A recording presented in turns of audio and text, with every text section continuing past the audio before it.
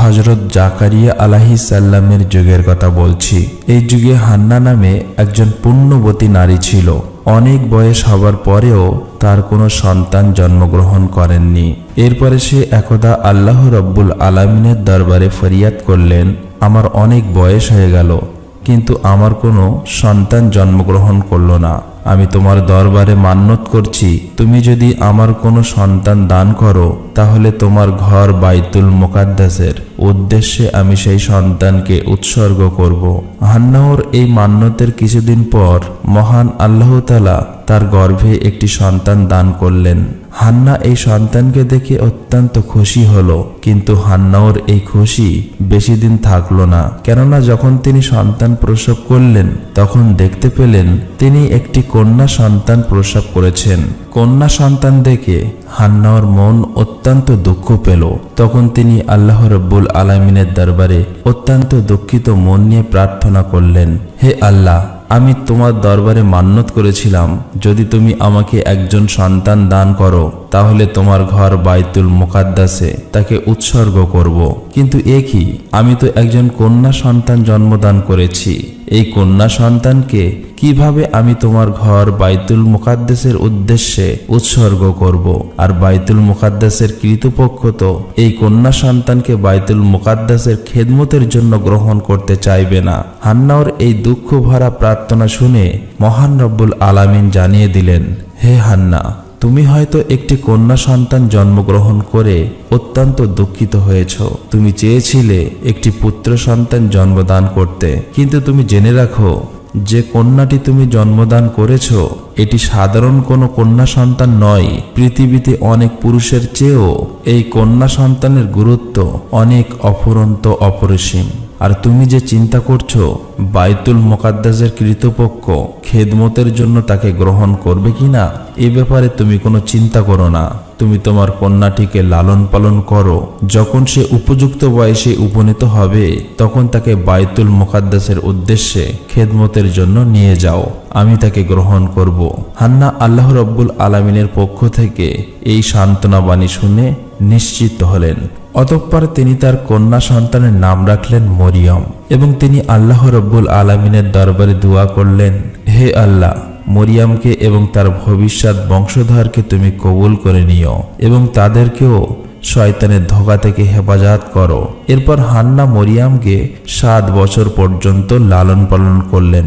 সেই যুগে বাইতুল মুকাদ্দাসের ইমাম ছিলেন হযরত জাকারিয়া আলাইহিস সালাম। মরিয়ম যখন 7 বছর বয়সে উপনীত হলেন, তার মা হান্না জাকারিয়া আলাইহিস সালামের কাছে এনে তাকে বললেন, হে আল্লাহর নবী, আমি মান্যত করেছিলাম আল্লাহ যদি আমাকে কোনো সন্তান দান করেন আমি সেই সন্তানকে আল্লাহর ঘরের খেদমতে উৎসর্গ করব। কিন্তু দুর্ভাগ্যবশত আমি একটি কন্যা সন্তান জন্মদান করেছি। আমি সেই সন্তানকে 7 বছর পর্যন্ত লালন পালন করলাম। এখন আমি আমার মান্যত পূরণ করার জন্য এই সন্তানকে আপনার হাতে তুলে দিতে এসেছি। আপনি মেহেরবানি করে একে কবুল করুন এবং বাইতুল মুকাদ্দাসের খেদমতের সুযোগ করে দিন। হযরত জাকারিয়া আলাইহিস সালাম হান্নাহর আবেদনের পরিপ্রেক্ষিতে বাইতুল মুকাদ্দাসের সকল খাদিমকে ডেকে বললেন, আপনাদের মধ্যে কে আছে যে এই মেয়েটির লালন পালনের দায়িত্ব গ্রহণ করবেন? বাইতুল মুকাদ্দাসের খাদেমরা মরিয়ম রাদিয়াল্লাহু তাআলা আনহার কপালে এক প্রকার নূরের জ্যোতি দেখতে পেলেন। তাই তারা প্রত্যেকেই তাকে লালন পালনের দায়িত্ব গ্রহণ করার জন্য ব্যাকুল হয়ে উঠলেন। হযরত জাকারিয়া আলাইহিস সালামের তার নিজের মনেও তাকে লালন পালনের একটি সুপ্ত বাসনা ছিল। যেহেতু মরিয়মের খালা ছিল তার স্ত্রী, তিনি বাইতুল মুকাদ্দাসের খাদিমদেরকে যুক্তি দিয়ে বললেন, আপনারা সবাই শুনুন, এই মেয়েটি লালন পালনের সবচেয়ে উপযুক্ত ব্যক্তি আমি, কারণ তার খালা আমার স্ত্রী। কিন্তু বাইতুল মুকাদ্দাসের খাদেমরা হযরত জাকারিয়া আলাইহিস সালামের এই প্রস্তাব নাকচ করে দিয়ে বললেন, হে জাকারিয়া, আমাদের প্রত্যেকের মনে এই মেয়েটিকে লালন পালনের বাসনা রয়েছে, অতএব তার খালা তোমার ঘরে আছে, এই যুক্তি দেখিয়ে তাকে তুমি লালন পালনের দায়িত্ব গ্রহণ করতে পারো না। জাকারিয়া আলাইহিস সালাম দেখলেন সকলেই দায়িত্ব গ্রহণ করার আগ্রহ প্রকাশ করেছেন। এমন অবস্থায় একটি জটিলতা সৃষ্টি হয়েছে। তাই তিনি বাধ্য হয়ে বাইতুল মুকাদ্দাসের খাদেমদেরকে বললেন, দেখুন, আমরা সকলেই চাইছি এই মেয়েটিকে লালন পালন করব। আমার মনে হয় যদি এই বিষয়টি আল্লাহ রাব্বুল আলামিনের কাছে ছেড়ে দেই তাহলে ভালো হবে। তিনি আমাদের মধ্যে ফয়সালা করিয়ে দেবেন কে মরিয়ামকে লালন পালন করবে। অতএব আসুন আমরা সবাই একটি লটারির ব্যবস্থা করি। আমরা যে কলম দিয়ে তৌরাত কেতাব লিপিবদ্ধ করি সেগুলিকে একটি পানি ভর্তি গামলার মধ্যে রাখব। যার কলম ডুবে যাবে সে মরিয়ামকে লালন পালনের দায়িত্ব গ্রহণ করতে পারবে না, আর যার কলম ভেসে থাকবে সেই মরিয়ামকে লালন পালনের দায়িত্ব গ্রহণ করতে পারবে। বাইতুল মুকাদ্দাসের সকল খাদেমরা হযরত জাকারিয়া আলাইহিস সালামের এই কথাই ঐক্যমত পোষণ করলেন। অতঃপর তাদের সামনে একটি পানি ভর্তি গামলা নিয়ে আসা হলো। এরপর একজন করে সেই গামলায় তাদের কলমগুলি রাখতে লাগলো। সকলের কলমগুলি সেই পানিতে ডুবে যেতে লাগলো। সর্বশেষ হযরত জাকারিয়া আলাইহিস সালাম তার কলম সেই গামলায় রাখলেন। দেখা গেল অলৌকিকভাবে তার কলম সেই গামলার পানির উপরে ভেসে রয়েছে। অতঃপর সকলের সর্বসম্মতি সিদ্ধান্তক্রমে জাকারিয়া আলাইহিস সালাম মরিয়াম রাদিয়াল্লাহু তাআলা আনহাকে লালন পালনের দায়িত্ব গ্রহণ করলেন। অতঃপর হযরত জাকারিয়া আলাইহিস সালাম বাইতুল মুকাদ্দাসের পাশেই হযরত মরিয়াম রাদিয়াল্লাহু তাআলা আনহার জন্য একটি ঘর নির্মাণ করে দিলেন। তিনি সেই ঘরেই সব সময় থাকতেন।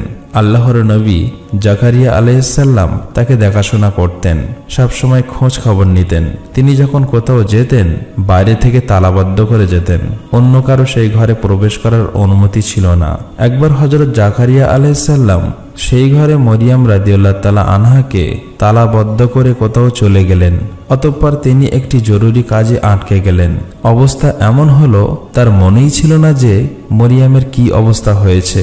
মূলত আল্লাহ রাব্বুল আলামিন হযরত জাকারিয়া আলাইহিস সালামের মন থেকে মরিয়ামের কথা ভুলিয়ে দিয়েছিলেন। এর মাধ্যমে আল্লাহ চাইছিলেন একটি অলৌকিক ঘটনাকে প্রকাশ করবেন। 4 দিন পরে হযরত জাকারিয়া আলাইহিস সালামের মনে পড়ে গেল যে তিনি মরিয়ামকে ঘরের ভিতরে তালাবদ্ধ করে চলে এসেছেন। এরপর তিনি আফসোস করে বলতে লাগলেন, হে আল্লাহ, এ আমি কি করেছি? না জানি এই 4 দিন মরিয়াম কি খাচ্ছে এবং একা একা কিভাবে সেই ঘরের ভিতরে তার দিনগুলি অতিবাহিত হচ্ছে। আর তার কথা মনে পড়ার পর হযরত জাকারিয়া আলাইহিস সালাম যত দ্রুত সম্ভব বাইতুল মুকাদ্দাসে ফিরে আসলেন। এরপর তিনি মরিয়ামের গৃহে প্রবেশ করে দেখলেন মরিয়াম আল্লাহ রাব্বুল আলামিনের ইবাদতে মগ্ন রয়েছেন এবং তিনি দেখতে পেলেন তার চারপাশে বিভিন্ন ফলমূল ও খাদ্য খাবারে ছড়াছড়ি, আর প্রত্যেকটি খাবারে ছিল এক সুন্দর সুগন্ধি। এই দৃশ্য দেখে হযরত জাকারিয়া আলাইহিস সালাম মহান আল্লাহ রাব্বুল আলামিনের দরবারে শুকরিয়া আদায় করলেন। মরিয়াম নামাজ শেষ করে হযরত জাকারিয়া আলাইহিস সালামকে সালাম দিলেন। জাকারিয়া আলাইহিস সালাম লজ্জিত ও দুঃখিত কণ্ঠে জিজ্ঞেস করলেন, মরিয়াম, তুমি এই কয়েকদিনে কেমন ছিলে? আমি এক মহা বিপদের মধ্যে নিপতিত হয়ে তোমার কথা বিমালুম ভুলে গিয়েছিলাম, যার ফলে নিয়মিত তোমার খোঁজ খবর নিতে পারিনি। এই জন্য তুমি আমাকে ক্ষমা করে দাও। তখন হযরত মরিয়াম বললেন, আপনি কি বলছেন? আমি কিছুই বুঝতে পারছি না। আপনি তো ভোরবেলা আমাকে এই ঘরের ভিতরে রেখে গিয়েছিলেন, এখন দুপুর হতে না হতেই আমাকে জিজ্ঞেস করছেন আমি এই কয়েকদিন কেমন ছিলাম? মাত্র একদিনই তো হলো আমি এই ঘরে রয়েছি। তখন হযরত জাকারিয়া আলাইহিস সালাম মরিয়াম রাদিয়াল্লাহু তাআলা আনহার এই কথা শুনে অত্যন্ত অবাক ও আশ্চর্য হয়ে গেলেন। এরপরে জাকারিয়া আলাইহিস সালাম তাকে জিজ্ঞেস করলেন, মরিয়াম, তোমার পাশে এত খাদ্য ফলমূল, এত সুন্দর খাবার তুমি কোথা থেকে পেলে? তখন মরিয়াম বললেন, যে আল্লাহ আমার কথা আপনাকে ভুলিয়ে দিয়েছিলেন সেই মহান আল্লাহর পক্ষ থেকে এত সুন্দর খাবার আমার কাছে এসেছে। তখন জাকারিয়া আলাইহিস সালাম বললেন, হে মরিয়াম, তোমার প্রতি আল্লাহর অপরন্ত নিয়ামত রয়েছে। তুমি সবসময় আল্লাহর ইবাদত বান্দেগি করে যাও।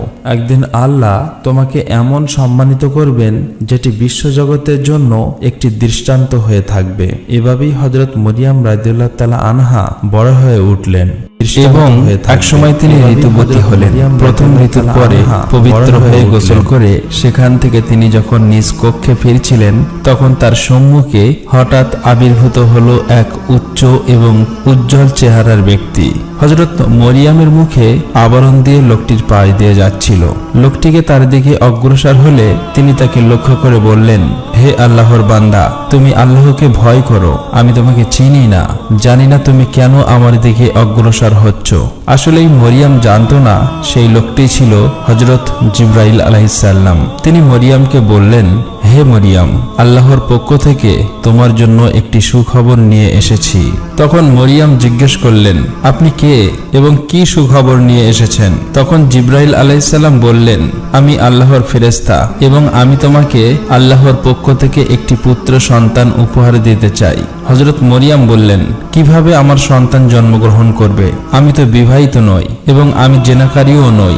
আজ পর্যন্ত আমাকে কোনো পুরুষ স্পর্শ করেনি। জিবরাইল আলাইহিসসালাম বললেন, হে আল্লাহর বান্দি, তোমার প্রভু বলেছেন এটা তার জন্য অতি সহজ এবং এটা তিনি মানুষের জন্য নিদর্শন ও রহমত হিসেবে প্রতিষ্ঠিত করতে চাই। আর এই কাজের সিদ্ধান্ত আল্লাহ রাব্বুল আলামিন অনেক আগে থেকেই নিয়ে রেখেছেন। তিনি তোমার গর্ভে কোনো পুরুষ স্পর্শ ছাড়াই একটি পুত্র সন্তান দান করবে। অতঃপর হযরত জিবরাইল আলাইহিসসালাম হযরত মরিয়ম রাদিয়াল্লাহু তাআলা আনহার মুখমণ্ডলের দিকে একটি ফু দিলেন। এরপরেই তিনি অদৃশ্য হয়ে গেলেন। মরিয়ম তখন অনুভব করলেন তার শরীরের ওজন দ্বিগুণ বৃদ্ধি পেয়েছে। তারপরেই তিনি অত্যন্ত দুশ্চিন্তাগ্রস্ত হয়ে পড়লেন। তিনি আল্লাহর দরবারে সেজদায় পড়ে বলতে লাগলো, হে মহান আল্লাহ, আমার উপরে তুমি এমন কঠিন পরীক্ষা অর্পণ করলেন যা লোক সমাজে প্রকাশ হলে আমি নিন্দনীয় সমাজছাড়া হিসেবে গণ্য হব। তবুও তোমার প্রেরিত দায়িত্ব পালনে সম্মত আছি। তবে পৃথিবীর আর কোনো মানুষকেই এভাবে এই ধরনের কঠিন পরীক্ষার সম্মুখীন করো না। এমন পরীক্ষার সম্মুখীন হলে অনেকেই ঈমানহারা হয়ে পড়বে। হে দয়াময় আল্লাহ, তুমি আমাকে এই ধরনের কঠিন পরীক্ষা থেকে উত্তীর্ণ হওয়ার তৌফিক দান করো এবং আমাকে ধৈর্যশীলদের অন্তর্ভুক্ত করো। আমার সকল বিপদ ও মুশকিল আসান করে দাও। কিছুদিনের পর বনি ইসরায়েলদের মধ্যে মরিয়ম রাদিয়াল্লাহু তাআলা আনহার গর্ভধারণের খবর প্রকাশ হয়ে পড়ল। তখন একদল লোক এসে তাকে হুমকি দিয়ে বলল, মরিয়ম, সঠিক কথা বলো, কে তোমার গর্ভজাত সন্তানের পিতা? তুমি এক কুমারী কন্যা, কোনো পুরুষের স্পর্শ ছাড়া কিভাবে তুমি গর্ভধারণ করলে? অতএব সত্য কথা বলো, কে সেই পুরুষ যে সে তোমার সাথে অপকর্ম করেছে? তুমি যদি তার নাম বলে দিতে পারো তাহলে আমরা তাকে উপযুক্ত শাস্তি দিতে পারবো। তখন মরিয়ম তাদের প্রশ্নের জবাবে বললেন, আমি কিছুই জানি না। আমি কোনো পুরুষের সাথে অপকর্ম করিনি এবং কখনোই কেউ আমাকে স্পর্শ করেনি। তোমরা বাইরে থেকে যা দেখছো এটা মহান আল্লাহ রাব্বুল আলামিনের একটি নিদর্শন। তিনি আমাকে এই সন্তানটি কোনো পুরুষের স্পর্শ ছাড়াই আমাকে দান করেছেন এবং তিনি আমাকে সংবাদ দিয়েছেন আমার গর্ভজাত সন্তান এই যুগের একজন নবী হবেন। এর বাইরে আমার আর কোনো কিছুই জানা নেই। এর মধ্যে একজন যুবক বলে উঠল, দিবারাত্রি মসজিদে ইবাদতের নামে কক্ষ বন্ধ করে অন্য পুরুষের সাথে অপকর্ম করছো। এবার তা ফাঁস হয়ে গেছে। এখন নানা বাহানায় সেই কথাগুলি গোপন করার চেষ্টা করছো। আসল ঘটনাটি খুলে বলো, কার সাথে তুমি অপকর্ম করেছো? তুমি যদি স্বেচ্ছায় না বলো তাহলে আমরা যে কোনো উপায়ে খুঁজে বার করব এবং তোমার মুখ থেকে সেই লোকটির নাম বার করেই ছাড়ব। তাদের এইরূপ লাঞ্ছনা এবং অপমানিতজনক কথা শোনার পরেও হযরত মরিয়ম রাদিয়াল্লাহু তাআলা আনহা তাদের একটি কথা বারবার বলতে লাগলো, আমার এই গর্ভের সন্তান আল্লাহ রাব্বুল আলামিনের দান, এছাড়া আমি কিছুই জানি না। অবশেষে বিরক্ত হয়ে সেই লোকগুলি তার কাছ থেকে ফিরে গেল। হযরত মরিয়ম রাদিয়াল্লাহু তাআলা আনহার একজন খালাতো ভাই ছিল, তার নাম ছিল ইউসুফ। সে সবসময় তাকে পাওয়ার আকাঙ্ক্ষা করত এবং তাকে বিয়ে করার স্বপ্ন দেখত। যখন সে শুনল মরিয়ম গর্ভবতী হয়েছে তখন সে তার কাছে এসে বলল, মরিয়ম, আমাকে ফাঁকি দিয়ে তুমি কোন পুরুষের হাত ধরলে? আমি তোমার জন্য কম অপেক্ষা করিনি। আমাকে এমন ভাবে সরিয়ে দিয়ে তুমি অন্য মানুষকে কিভাবে আপন করে নিতে পারলে? আমি কি অপরাধ করেছিলাম? আমি তো আর তোমার সাথে কোনো অবৈধ কাজ করতে চাইনি। আমি তো তোমাকে বিয়ে করেই ঘরে তুলে নিতাম, তাতে আর তো কোনো কলঙ্ক ছড়াতো না। এখন তুমি কলঙ্কিত হিসেবে সমাজে পরিচিত লাভ করেছো। অবৈধভাবে গর্ভধারণ করে সমাজে নিন্দনীয় হলে।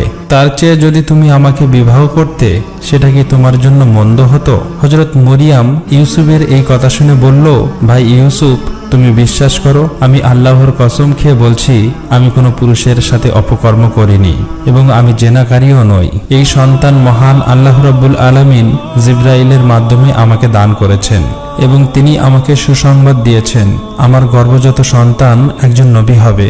তখন ইউসুফ বলল, তুমি এখনো আমাকে বোকা বানানোর চেষ্টা করছো? পৃথিবীর ইতিহাসে কোনো নারী পুরুষের স্পর্শ ছাড়াই গর্ভধারণ করেছে এমন কোনো প্রমাণ কি আছে? তুমি আমাকে অযথাই ধোঁকা দেওয়ার চেষ্টা করছো, তবে এতে তোমার ভবিষ্যৎ মঙ্গলজনক হবে না। একদিন তোমার সাথে অপকর্ম করা সেই পুরুষের নাম প্রকাশ হয়ে যাবে, আর তখন তুমি যতই ছলনা করো না কেন, সমাজের মানুষ তখন এর জন্য তোমাকে শাস্তি দেবে। হযরত মরিয়ম রাদিয়াল্লাহু তাআলা আনহা তার প্রশ্নের জবাবে বললেন, তুমি পিতা ছাড়া কোনো সন্তানের জন্মগ্রহণের কথা এর আগে কখনোই শোনোনি, কিন্তু পিতামাতা ব্যতীত হযরত আদম ও হাওয়া আলাইহিসসালামকে কিভাবে সৃষ্টি করেছেন সে কথা কি তুমি ভুলে গেলে? সেটা কি তোমার মনে নেই যে দয়াময় মহান রব্বুল আলামিন পিতামাতা ব্যতীত মানুষের সৃষ্টি করতে পারেন, তিনি কি পিতা ছাড়া মানুষ সৃষ্টি করতে সক্ষম নন? ভাই ইউসুফ, তুমি আমার নামে কলঙ্ক ছড়ানোর চেষ্টা করো না। আমি আল্লাহর হেফাজতে আছি এবং আল্লাহ রব্বুল আলামিন আমাকে রক্ষা করবেন। আর যারা আমার নামে অপবাদ ও কলঙ্ক ছড়ানোর চেষ্টা করবে, আল্লাহ রব্বুল আলামিন তাদের কাছ থেকে প্রতিশোধ গ্রহণ করবে। ইউসুফ হযরত মরিয়মের শেষের কথাগুলো শুনে অত্যন্ত ভীত হয়ে পড়ল। তখন সে বলল, বোন, আমি তোমার পর নই। তুমি যা বলছো তা যদি সত্যি হয় তাহলে আমি তোমাকে সাহায্য করব এবং তোমার উপর অপবাদকারীদের শাস্তি দেব, কিন্তু তার পূর্বে তোমার সত্যবাদীর জন্য তোমাকে প্রমাণ দিতে হবে। হযরত মরিয়ম তখন বললেন, এই জন্য তোমাকে কিছুদিন অপেক্ষা করতে হবে, তখন তুমি নিশ্চিতভাবে সত্যবাদীর প্রমাণ পাবে। এরপর ইউসুফ হযরত মরিয়ম রাদিয়াল্লাহু তাআলা আনহার কাছ থেকে বিদায় গ্রহণ করলেন এবং হযরত মরিয়ম পুনরায় আল্লাহ রাব্বুল আলামিনের ইবাদতে ব্যস্ত হয়ে পড়লেন। তিনি মহান আল্লাহর কাছে করুণ সুরে আবেদন জানালেন, হে দয়ার সাগর, তুমি সমুদ্রকে পাহাড় আর পাহাড়কে সমুদ্রে পরিণত করো, তুমি ফকিরকে বাদশা আর বাদশাকে ফকিরে পরিণত করো। অতএব আমার এই দুর্দিনে আমার উপর অপমানকারীদের তুমি বুঝদান করো। আমি এই অপবাদের তীব্র আঘাত আর আমি সহ্য করতে পারছি না। এ সময় হযরত জিবরাইল আলাইহিস সালাম মরিয়মের কাছে এসে বললেন, হে মরিয়ম, তুমি নিরাশ হয়ো না, তোমার প্রতি আল্লাহর রহমত রয়েছে। বিদ্রুপকারীদের সাময়িক বিদ্রুপে তুমি নিরাশ হয়ে পড়ো না।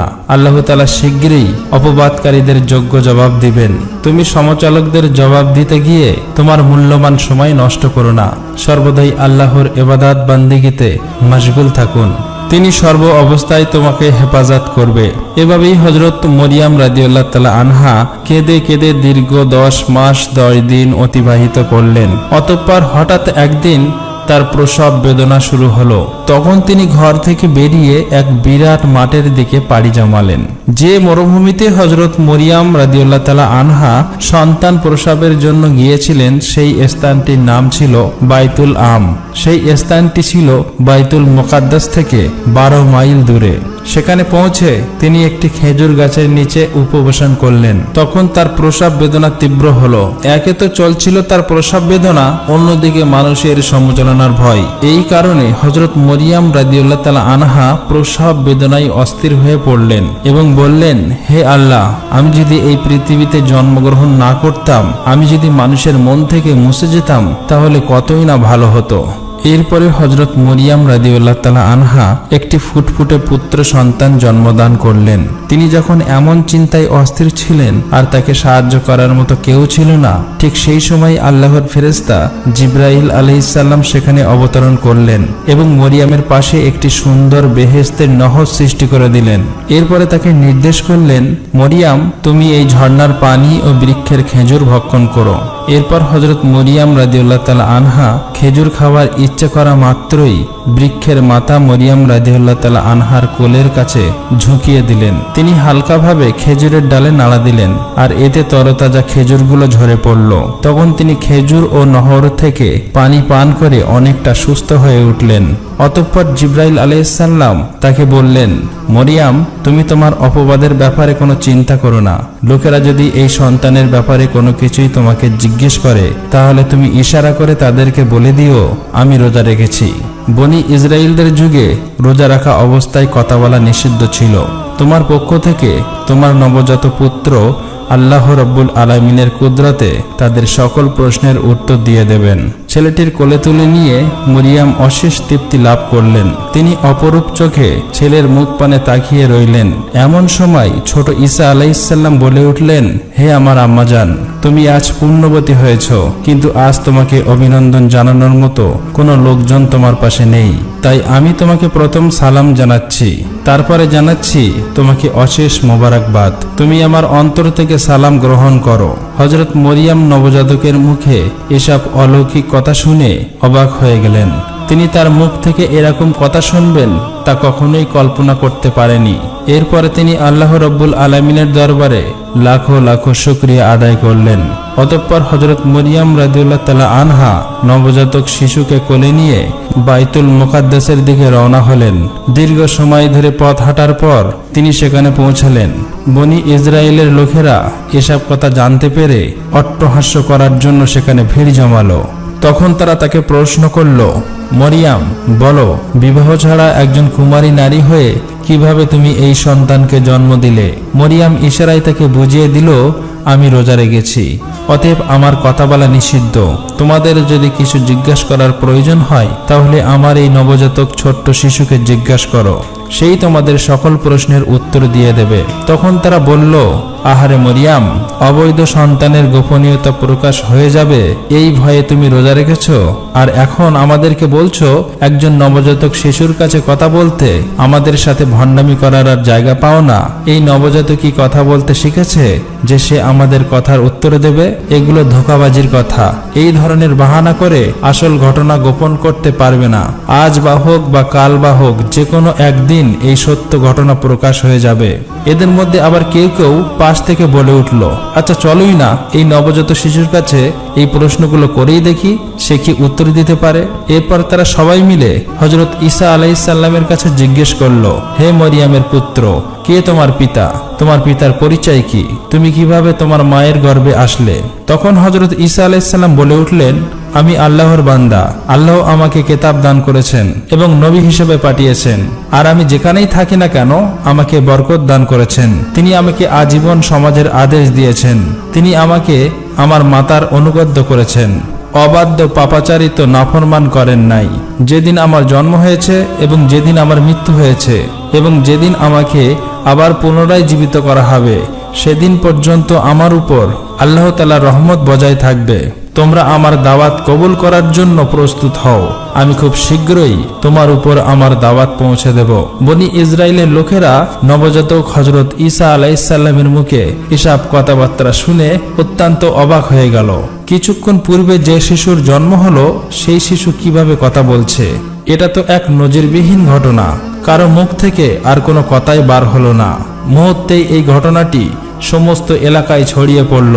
অসংখ্য মানুষ সেই দৃশ্য দেখার জন্য সেখানে ভিড় জমালো। লোকজন হযরত ঈসা আলাইহিসসালামের কাছে গেলে হযরত ঈসা আলাইহিসসালাম তৌরাত কিতাব থেকে পাঠ করে শুনিয়ে দিলেন।